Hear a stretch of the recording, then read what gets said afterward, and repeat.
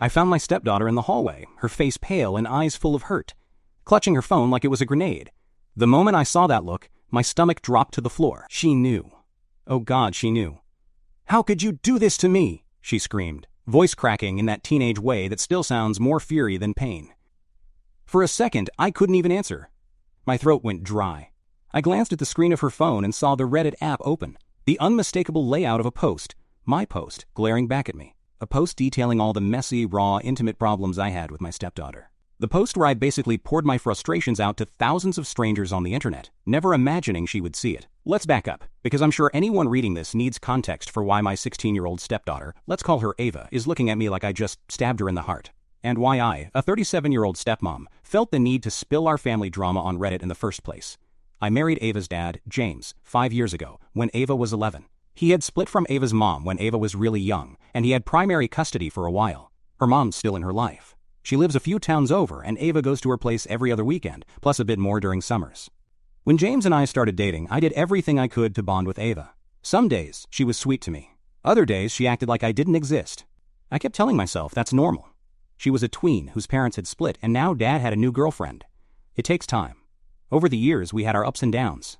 Some really good moments where I felt like, yes, I'm actually connecting with this girl, and some really crappy ones where she would snap at me or deliberately exclude me. By the time she was 14, she flat out told me, "You're not my mom. Stop trying to pretend like you are." That hurt. I'd never tried to replace her mom. I always tried to respect that I'm the stepmom. But as her stepmom, I do have a part in raising her, especially since she lives with us most of the time. Things got really rough when she started high school 2 years ago. Suddenly, she was more distant. She'd hole up in her room or go out with friends and barely say 2 words to me or her dad. Typical teen stuff, sure, but any attempt I made to engage was usually met with eye rolls or one-word answers. We didn't fight constantly or anything. She mostly just shut me out. And honestly, that hurt a lot too. I wanted so badly to have a good relationship with her. I love her, I truly do. But she doesn't believe that. Fast forward to a couple months ago. We hit a new low. Ava had started dating this boy, we'll call him Jake, and some of her grades were slipping. I was worried. She's a smart kid, but she seemed totally distracted and moody. One night, her dad and I found out she had snuck out after midnight to go to a party with Jake. We only discovered it because she got into minor trouble. The police brought her and some friends home for breaking curfew at a park. It wasn't like they caught them doing anything terrible. As far as we know, they were just hanging out. But still, sneaking out and getting escorted by cops? So not okay. We grounded her. 2 weeks. No going out except school. Phone turned in by 9 p.m., the works. She was furious, mostly at me, because I was the one who convinced her dad not to brush it off as kids being kids. He tends to be a softie with her classic divorced dad guilt, afraid to be the bad cop. That often left me to enforce rules, which probably fed into her narrative that I'm the evil stepmom. During that grounding period, things were beyond icy at home. Ava wouldn't speak to me at all. At dinner, if I asked her a question, she'd act like she didn't hear. If I insisted on an answer, I'd get one-word replies dripping with contempt. The tension in the house was sky high. James tried to mediate a couple times, but he mostly ended up frustrated at both of us. I felt like I was walking on eggshells in my own home. Then came the incident that I posted about. This was about a month ago. I had noticed that some things in our liquor cabinet were off. Specifically, a bottle of vodka seemed to be missing more than what James or I had consumed. We're not big drinkers, but we keep a few bottles for the occasional cocktail or when friends visit. I got suspicious that maybe Ava had been sneaking some... It's a classic teen move. I did some underage sipping myself back in the day. So I decided to mark the bottle subtly. Little Sharpie line on the label where the liquid level was. Sure enough, a week later, the vodka was lower than my mark. I wasn't sure how to handle it. If I confronted her directly, she'd deny it or explode.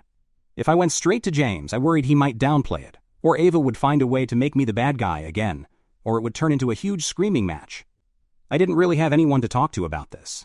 I have friends, but none in the same situation, and I was honestly embarrassed to admit I felt so out of my depth at home.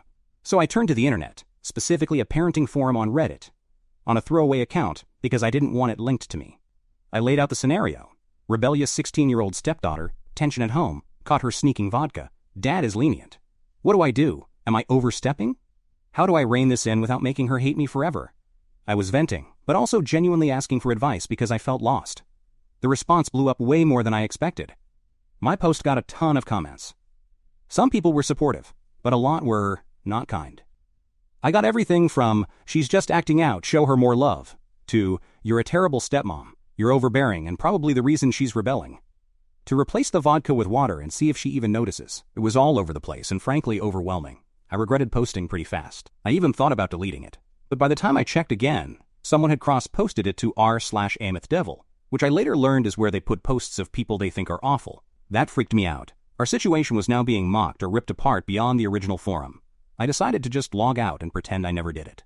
I figured it's a throwaway account, I didn't use real names or ages or locations. No way anyone would connect it to us, right?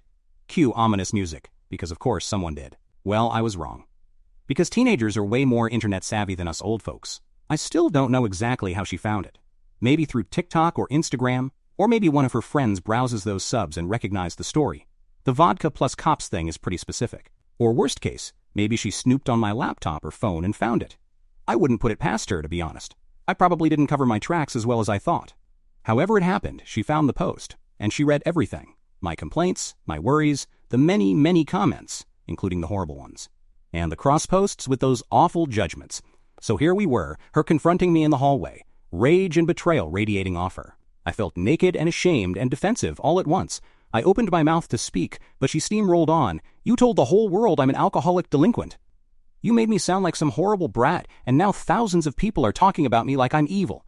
And you're supposed to be my family. You're supposed to protect me. She was sobbing by the end of that, tears finally spilling. I was crying too at this point. I scrambled to explain. Ava, I'm sorry. I didn't mean for it to come off like that. I didn't use any names or identifying info. I was venting and looking for advice because I didn't know what to do. You lied about me, she yelled. You made everyone think I hate you and that I'm a terrible person. Do you know what people are saying about you, about me? How could you put our business out there? That's so messed up. Her voice broke into a full-on sob. I was a wreck. At some point during this shouting match, James, my husband, her dad, rushed in from the living room, drawn by the noise. He looked at her, then at me, totally baffled. What's going on? Ava whirled on him, thrusting her phone toward him. Did you know about this? She demanded through tears. She posted about me on Reddit. She told everyone I'm drinking and sneaking out, and all our private crap.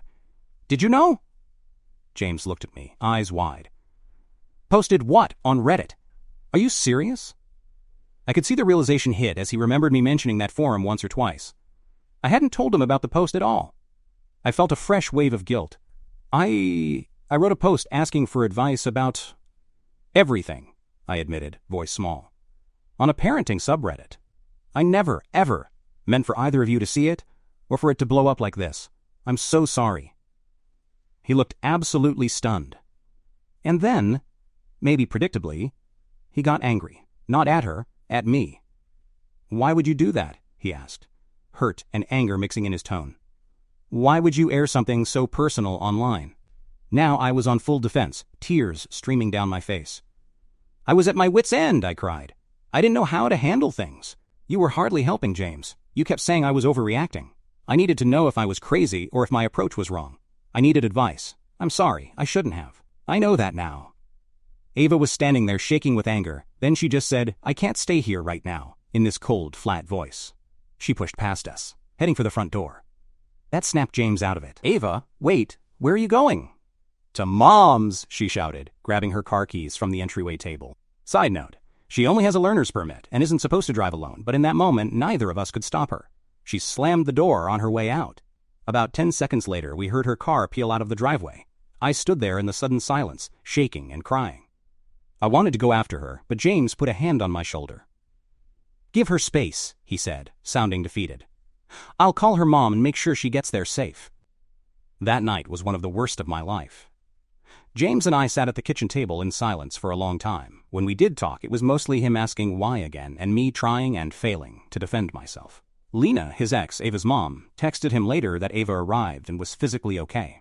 Then Lena sent me a series of enraged texts. How dare you expose my daughter to internet strangers? You're not her mother, and you never will be. Keep our family issues off the internet and deal with them like an adult. I was already drowning in guilt and misery. Those messages just pushed me further under. I didn't even reply. I ended up sleeping on the couch, or rather, lying there awake all night, replaying everything in my head. The next week was hell. Ava refused to come home from her mom's. She barely spoke to James except to say she wasn't ready to see me. Lena, her mom, was furious with me, but, to her credit, she at least collaborated with James on what to do next. They both knew Ava couldn't just live over there and ignore me forever. That would break the custody agreement and, more importantly, wasn't healthy for anyone. Lena, surprisingly, was the one who suggested family therapy. She basically said, if someone in this family has issues, maybe talk to a therapist instead of the internet. That jab hurt, but she wasn't wrong. I swallowed my pride, what little was left, and immediately agreed to therapy. I'd have agreed to anything at that point if it meant a chance to fix this. So for the past 3 weeks, we've been going to family therapy once a week, me, James, and Ava. Lena offered to come too, but the therapist thought it best to start with just the household that's together day to day. The first session was beyond awkward. Ava wouldn't even look at me. She told the therapist straight up that she doesn't trust me at all now, and feels betrayed. Hearing her say that while she cried quietly just broke my heart. I tried not to cry, but tears were streaming. I owned up to everything in that session. I admitted how wrong I was, how I violated her privacy and trust by posting. The therapist mainly just gathered background that time. The second session got loud. The therapist kind of guided us into actually talking to each other about what happened, and it all poured out. Ava yelled about how I always make everything about me, how I enforce rules like I'm a dictator, how she feels I've driven a wedge between her and her dad by always making him side with me. That was so hard to hear, but I needed to hear it. I, through a lot of tears, told her how it feels to pour love and effort into someone who pushes you away at every turn, how I may come off as controlling because I'm scared when she does risky things, and I feel responsible for keeping her safe. We both said things we'd held in for years. James just sat there holding his head in his hands at one point, hearing how bad things had gone between us without him fully realizing it. The therapist had us practice actually listening to each other's words without jumping in defensively. Honestly, that was the first time ever that Ava and I truly listened to one another's pain. The third session, yesterday, was calmer, but still heavy. We talked specifically about the Reddit post. Why I did it, how it made her feel, why it broke her trust so profoundly. I tried to explain in the most honest way. I wasn't trying to hurt or embarrass her. I was desperate and felt isolated. She said something that really hit me. If you were so desperate, you could have talked to me or Dad or literally anyone in private. But you put it online. I can't even describe how that feels, except like a huge betrayal. I will never forget reading all those strangers saying awful stuff about our family. I apologized again and told her I will regret it forever. There was no but in my apology. I know I messed up big. That brings us to now. Ava is back at our house, kind of. After a couple sessions, she did start coming home for stretches of time, but she's still spending a lot of nights at her mom's. We're trying to ease back into a routine, but it's not normal by any means. She's very cool and distant with me, understandably. Polite, in a way, like she'll answer if I ask something direct. But there's no warmth. She stays in her room when she's here, door shut. James is trying to be the glue holding everything together. I can tell he's also upset with me, even though he's not outright saying it much. Our marriage feels strained. We don't joke around or cuddle like we used to, at least not right now. We mostly talk about schedules or therapy or logistics. It's like all the lightness is gone from our interactions. I'm writing this update. Honestly, I don't know why. Maybe to hold myself accountable, maybe to vent in a way that's not just blasting our issues to the void without permission. Ironic, I know, since I am posting this online, but at least now Ava knows and consents to me sharing this update. She actually read it and said she's okay with me posting it. Also, a lot of people were invested in the first post, which I regret, but it's out there. And some have reached out with supportive messages. I figured I owe an update that yes, I know I messed up, and here's what we're doing about it. Things are not great. But we are trying. Therapy is helping, I think slowly. Ava even said one thing that gives me a sliver of hope. During a calmer moment in therapy, she said, I don't hate you. I just don't trust you right now. That might sound harsh, but for me, hearing I don't hate you was huge. I really thought she hated my guts.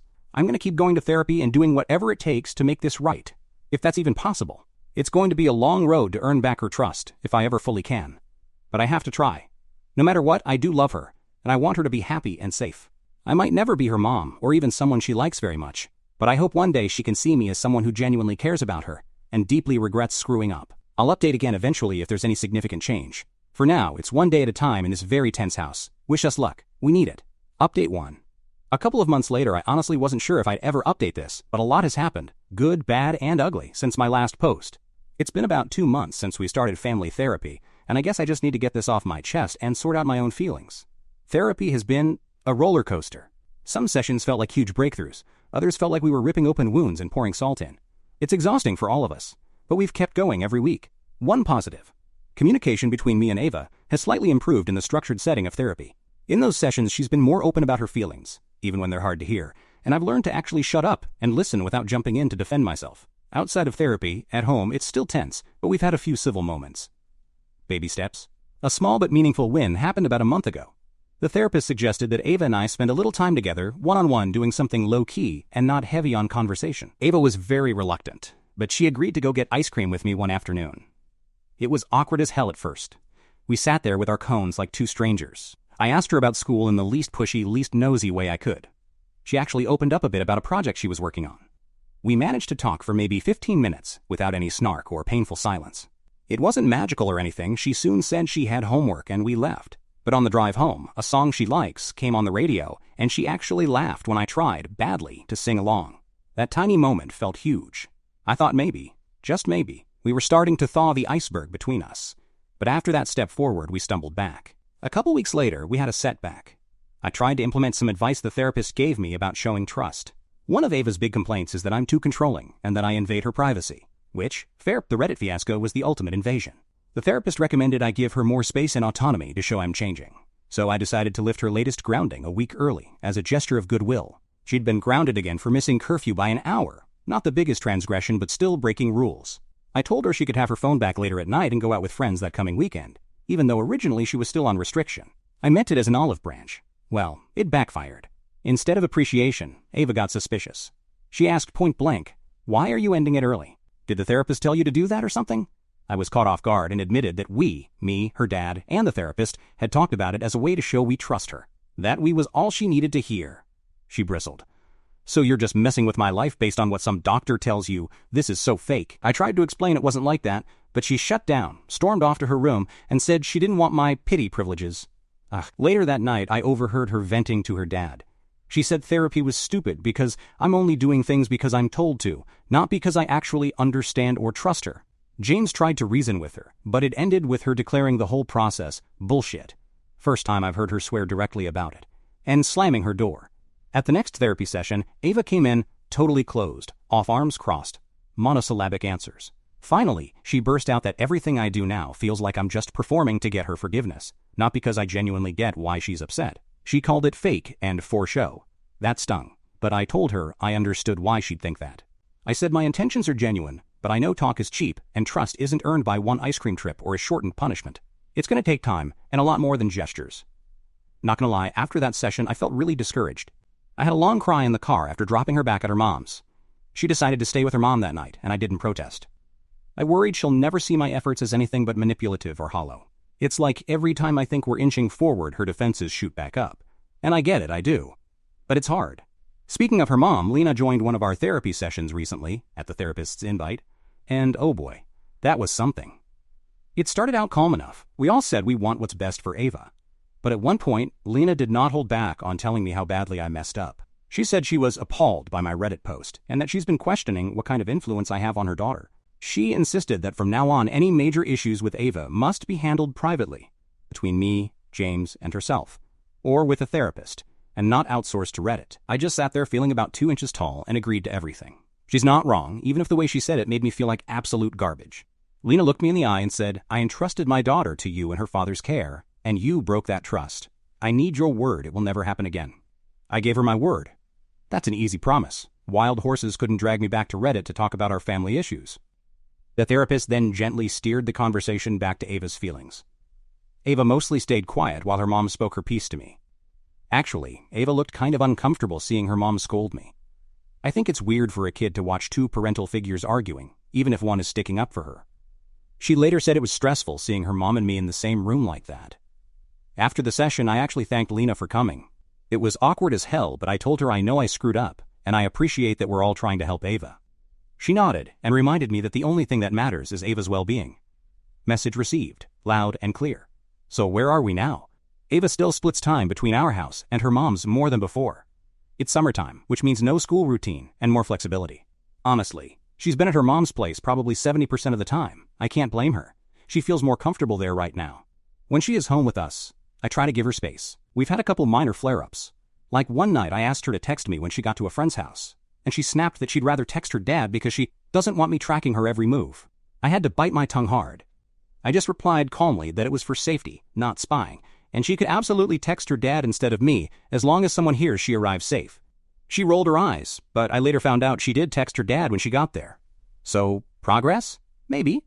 James and I, well, our marriage is still on thin ice if I'm honest. We love each other, but this ordeal has put us through the ringer. He sometimes feels caught between defending me and siding with his daughter. We had a heavy conversation last week where he admitted he's scared this rift might never fully heal, and he's angry at both me for causing it and at himself for not seeing the warning signs. I basically broke down and told him I'm terrified too, but I'm committed to making things better, and that I need him to stick with me through this. We didn't mention the word divorce, but I'd be lying if I said it hasn't crossed my mind in dark moments that he might be better off without this drama I brought into the house.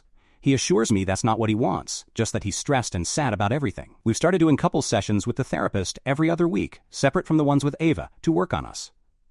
I know I'm painting a grim picture. It's not all doom and gloom, I promise. There are small rays of hope. Like I mentioned, we've had a few normal, even pleasant moments. The other day, the three of us, me, James, Ava, actually sat in the living room and watched a funny reality TV clip James put on. We all laughed, yes, including Ava, and I almost cried from happiness just seeing her laugh while sitting next to me on the couch. It only lasted like 10 minutes before she retreated to her room, but still. And she's been a bit more forthcoming in therapy about specific things that bother her, which is better than her silent treatment from before. It gives me actual things to work on. So yeah, 2 months later, things are still messy and fragile. I've accepted that this will be a long process with no quick fix. I'm in it for the long haul, whether that means a year or 5 or whatever, to earn even a baseline of trust again. I'll update again if something significant happens. Part of me is still hopeful, part of me is prepared for the worst. For now, we're just trudging forward. Update 2, final update. It's been another few months and I wish I had a triumphant happy ending to share. But life isn't a fairy tale, and things didn't magically work out, at least not in the way I hoped. They have changed though. Ava turned 17 recently, and with that came a big decision from her. She told us, me and her dad, that she wants to live with her mom full-time for now. In our state, at 17, a teen's preference holds a lot of weight, and honestly, we're not going to force her to stay where she's miserable. She brought it up in a therapy session, actually, very calmly, which almost made it harder to hear. She said that as much as she can tell, we're all trying. She doesn't feel comfortable in our home anymore, not with me there. She said at her mom she feels less tense, less watched, and just more at peace. She made sure to say it's not that she wants to cut me out forever, which I appreciated, but that she needs space and time, and being under the same roof as me is too hard right now. I knew it was a possibility. The therapist had warned us that this could be an outcome. Still, hearing it felt like a punch to the gut. I had to will myself not to break down sobbing right there. I told her, voice shaking, that I understand. I told her I want her to be where she feels happiest and safest, and if that's at her mom's, then that's where she should be. James looked heartbroken, but he put his hand over mine and nodded in agreement. So about a month ago, Ava moved out of our house. We haven't done any legal custody change or anything formal, but effectively she's staying at her mom's full-time. She'll come by our place occasionally, like she came to grab more of her clothes and some belongings. That day was rough. I tried to play it cool, offering to help her pack, asking if she needed boxes or anything. She mostly just quietly went about getting her stuff. At one point she picked up a framed photo of the three of us, me, her, and James, from a few years ago on a family vacation. I saw her pause and just stare at it. It was a happy moment in time, and looking at it nearly broke me. I asked, softly, if she wanted to take it with her. She hesitated, then shook her head and said, "Maybe later. You can keep it for now." I don't know why, but that's what made me lose it. I had to leave the room and cry. I ended up sobbing in the bathroom with the towel over my face to muffle the sound. I just couldn't hold it in. Before she left that day, I managed to pull myself together enough to talk to her one-on-one. I said, "Ava, I know you need to do this, and I understand. I just want you to know I am so sorry for everything, and I really, truly love you. I never wanted to hurt you or drive you away." My voice was barely steady. Ava actually had tears in her eyes, too. She said, quietly, "I know you care, I do. But I can't be here right now. Maybe in the future, but not now." We hugged. It was brief and a little awkward, but it was a hug. Then she left to go back to her mom's house, her car loaded up with her things. Since then, the house has felt empty.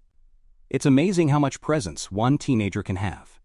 James has been doing his best to act normal, but I know he's devastated. He visits Ava at her mom's, or takes her out to dinner every few days. I absolutely encourage that. I want them to maintain their bond, and I don't want him to resent me more than he probably already does. Therapy is continuing, just in a different format. We haven't given up on that. Now we do sessions with various combinations. Sometimes me, James, and Ava to keep a line of communication open. Sometimes just me and the therapist to work on my issues. Sometimes just Ava and the therapist. And sometimes me and James, basically marriage counseling. It's a lot, but I think all of us need it. My relationship with Ava is distant but civil. We text occasionally. Usually it's something like me asking, "How did your math test go?" Or "Do you need any stuff from here that you forgot?" Sometimes she doesn't reply. Sometimes she gives a short answer. I always end my texts with, love you or miss you, even if she never acknowledges that part. I just want her to know the door is always open on my side. She's actually doing okay, I think. She seems happier now that she's at her mom's. James says she's been more cheerful and relaxed when he sees her. That hurts to know, in a way like confirmation that I was the problem at home. But it also reassures me that at least she's not miserable. She's starting senior year soon, focusing on college applications, hanging out with friends, and just living her life without the shadow of this drama every day. As for me and James, we're working through it. It's been tough on us, no sugarcoating that. We had a lot of tough conversations about our future. At one point, I flat out asked if he blames me to the point that he regrets our marriage. He said, no, I don't regret it, but he admitted he's been very angry and had moments of wondering what if. That was hard to hear, but I prefer honesty. We decided to keep going to couples therapy and give ourselves time to heal too. The good news, if there is any, is that ever since Ava moved out, the day-to-day tension in our household is gone. And ironically, that has allowed James and me to talk more openly and kindly to each other again. We've kind of shifted into a mode of supporting each other through a loss because it does feel like a loss. We lost the family life we thought we were going to have. I have a lot of guilt. I wrestle every day with feelings of failure. I keep thinking, if only I hadn't made that stupid post, would things be normal now? Or would something else have broken us eventually? I don't know, I try not to dwell on hypotheticals, but it's hard. The therapist tells me not to view this as a permanent ending, but as a necessary break for healing. She reminds me that Ava is still young and the story isn't over. Our relationship could be different in a year, or 5, or 10. I hope so. I'm willing to wait. I know I might only ever be a peripheral person in Ava's life going forward, but I'm going to keep trying to show up for her in whatever way she'll allow. For now, the situation is, Ava lives with her mom and visits with her dad, and occasionally me in group settings or therapy. We're all polite when we cross paths. There's no more screaming or overt hostility, but there's a lot of pain under the surface for everyone involved.